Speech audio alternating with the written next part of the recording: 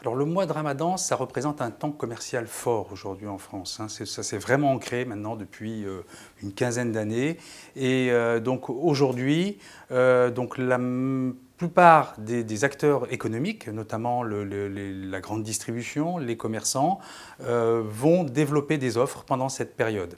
Alors on estime que c'est 350 millions d'euros qui seront dépensés par les ménages musulmans pendant ce mois de Ramadan, et certainement plus cette année parce que pour la première fois, le Ramadan tombe en dehors de la période des vacances scolaires. Donc c'est un potentiel aujourd'hui de 2 millions de ménages musulmans en France, avec une large majorité, plus de 80%, 84% aujourd'hui des musulmans qui déclarent faire le Ramadan au moins une journée.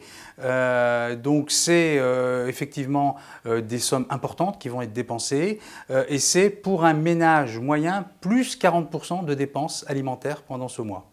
Donc c'est près de 400 € qui vont être dépensés par ménage pendant ce mois de Ramadan. Cette consommation additionnelle va profiter essentiellement au commerce, à la grande distribution, à hauteur de 45%, et puis au commerce traditionnel, c'est-à-dire les boucheries musulmanes, les supérettes orientales, les marchés également, qui vont capter 55% de ces dépenses. Donc ça profite évidemment aux industriels qui fabriquent des produits alimentaires. Donc c'est avant tout, le gros budget, c'est la viande. Donc les budgets consacrés à la viande vont augmenter, mais pas seulement. Donc avec des produits qui vont être plus utilisés pendant cette période de Ramadan. On sait que les gens vont cuisiner davantage, vont accueillir davantage, et donc fatalement, il y a un certain nombre de produits qui vont... il y a des produits stars, des produits phares, comme la feuille de brique, comme le lait fermenté, comme la date, comme les boissons. Donc systématiquement, depuis quelques années, on est sur une période estivale. Donc effectivement, certes, on jeûne toute la journée, mais le soir, on va se désaltérer davantage, on va se faire plaisir avec des sodas, par exemple, des jus de fruits.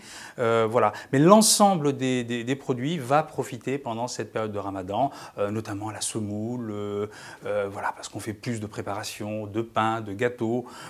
C'est également les yaourts, les barres chocolatées. Donc c'est tout un ensemble de produits qui sont surconsommés pendant cette période. Tous les commerces profitent de la manne du Ramadan. Je vous le disais, c'est 45% des dépenses qui vont être captées par la grande distribution, donc les supermarchés, les hypermarchés, et puis 55% par le commerce traditionnel, donc boucherie musulmane, supérette orientale, marché, etc.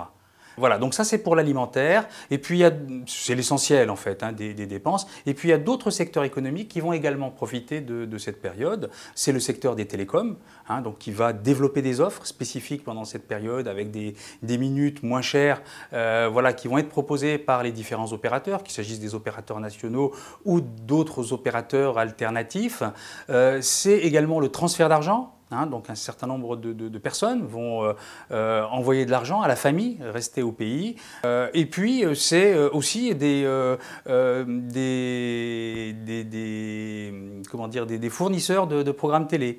Par exemple, les gens vont davantage s'abonner à des chaînes maghrébines ou moyen-orientales pendant cette période, quelquefois juste pour cette période, des chaînes religieuses par exemple. Donc c'est tout un ensemble de l'économie qui se met en mouvement pendant cette période.